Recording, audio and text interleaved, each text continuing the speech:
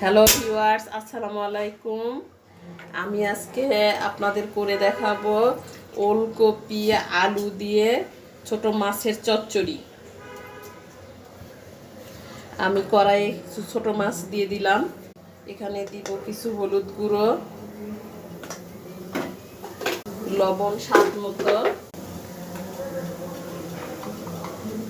জিরের গুঁড়ো, শুকনা মরিচ গুঁড়ো, ধনিয়ার গুঁড়ো এবং 1 চা চামচ আদা রসুন বাটা। এখানে একটু পানি অ্যাড করব। পানি অ্যাড করে আমি মাছটাকে সিদ্ধ করে নিব। তেল দিব, আমি তেল দিচ্ছি 1 চা চামচ পরিমাণ। আমার মাছ সিদ্ধ হয়ে গেছে, আমি এখন মাছটা ঢেলে নিব।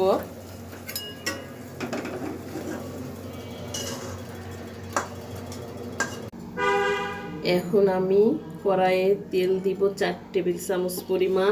দিব হলুদ গুঁড়ো, ধনিয়ার গুঁড়ো, লাল মরিচের গুঁড়ো, জিরের গুঁড়ো, লবণ স্বাদ মতো, রসুন বাটা 2 টেবিল চামচ, পেঁয়াজ কাঁচামরিচ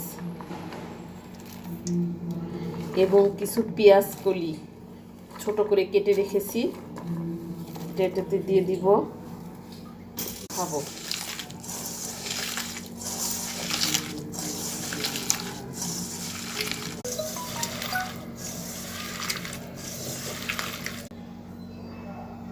এখন আলু ঢেলে দিচ্ছি। আলুটাকে আমি মাখিয়ে নিব। এরপরে আমি ওলকপি দিয়ে দিচ্ছি।